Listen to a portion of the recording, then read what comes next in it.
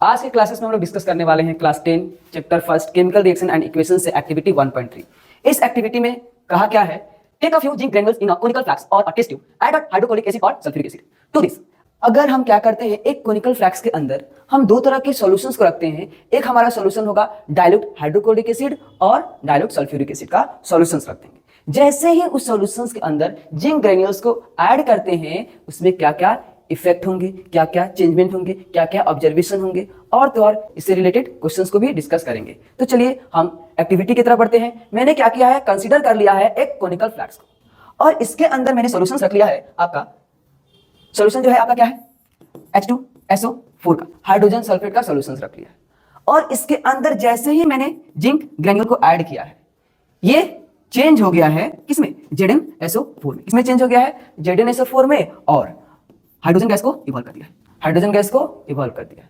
चलिए, मैंने ये सॉल्यूशन कंसीडर जो किया था वो हाइड्रोजन सल्फेट था, और इसके अंदर ये छोटे छोटे जिंक ग्रैन्युल्स को मैंने जैसे ही ऐड किया है वो कन्वर्ट हो गया है ZnSO4 में। और हम क्या देखें, ऑब्जर्वेशंस में देखें कि इसमें से क्या होना है, ऐसे ऐसे वेपोराइज करके कुछ गैसेस पार्टिकल्स इसमें बाहर निकल रहे थे। फिर इस गैस पार्टिकल्स को क्या किया मैंने, एक टेस्ट ट्यूब के द्वारा, ग्लास टेस्ट ट्यूब के द्वारा बाहर लेके आया है, और इस गैस के नियरेस्ट मैंने एक मैच स्टिक को बर्न कर दिया है। मैच स्टिक को बर्न किया है तो एक साउंड रिलीज हुआ, एक साउंड रिलीज हुआ, वो साउंड था मेरा पॉप साउंड। कैसा साउंड था, पॉप साउंड था। उसके बाद मैंने क्या देखा है कि ये जिंक ग्रैन्युल्स जैसे ही हाइड्रोजन सल्फेट के पार्टिकल के साथ रिएक्ट किया है तो वो पार्टिकल्स क्या किए, मोशंस करना स्टार्ट कर दिए हैं। क्या कर दिए हैं, मोशंस करना स्टार्ट कर दिए हैं। और मोशंस करना स्टार्ट कर देंगे तो क्या होगा, काइनेटिक एनर्जी राइज होगा। और जाहिर सी बात है, जहां पे काइनेटिक एनर्जी इंक्रीज करता है उस सिस्टम का टेंपरेचर भी क्या होता है, इंक्रीज कर जाता है। तो टेंपरेचर इंक्रीज करने के कारण क्या हुआ है, ये कोनिकल फ्लास्क का आउटर सरफेस क्या हो गया है, कोनिकल फ्लास्क का आउटर सरफेस क्या हो गया है, हॉट हो गया है।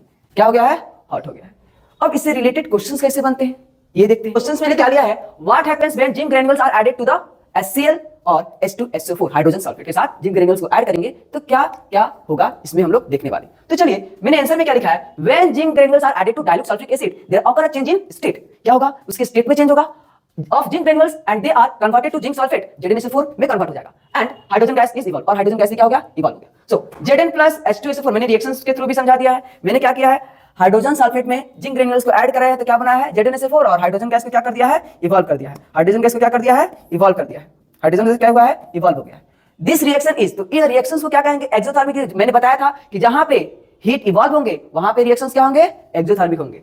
That is evolve releasing of heat and so the flask become hot. इसके कारण से क्या हो रहा है, वो रिलीज हीट होने के कारण फ्लास्क भी क्या हो जा रहा है, गर्म हो जा रहा है। And temperature of the system is increase, और क्या देखने को मिल रहा है, उस सिस्टम का टेंपरेचर भी क्या हो जा रहा है, इंक्रीज हो जा रहा है। ओके, तो नहीं समझ में आया, कोई बात नहीं, फिर से हम एक्टिविटी को रिकैप करते हैं डायग्राम के थ्रू, और फिर से समझते हैं इस क्वेश्चंस के आंसर्स को। ओके, तो चलिए, मैंने क्या कर लिया, एक कोनिकल फ्लास्क को कंसीडर कर लिया।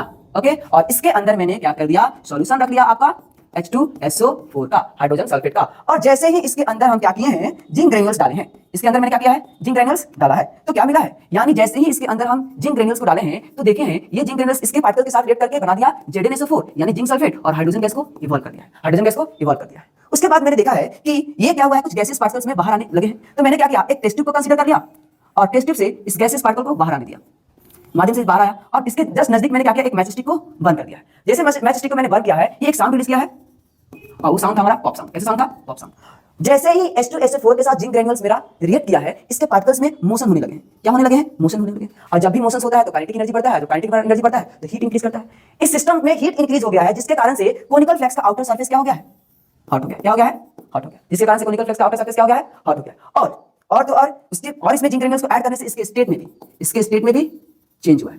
ये लिक्विड से किसमें कन्वर्ट हुआ है, गैस में। तो मैंने क्या क्या ऑब्जर्व किया, अगर हम जिंक ग्रैन्युल्स को हाइड्रोजन सल्फेट में डालते हैं तो वो क्या करता है, जैसे ही डालते हैं वो रिएक्ट करके ZnSO4 बनाता है, उसके स्टेट में चेंज होता है। कोनिकल फ्लास्क का सिस्टम जो होता है वो हीट इंक्रीज करने के कारण गर्म हो जाता है, जिसके कारण से उसका आउटर सरफेस भी क्या होता है, गर्म हो जाता है। तो आज की एक्टिविटी में मैंने क्या किया, एक्टिविटी को समझा, उससे रिलेटेड क्वेश्चंस किया। इतना ही, दैट्स गुड फॉर टुडे। फिर मिलते हैं नेक्स्ट क्लास में नेक्स्ट एक्टिविटी के साथ।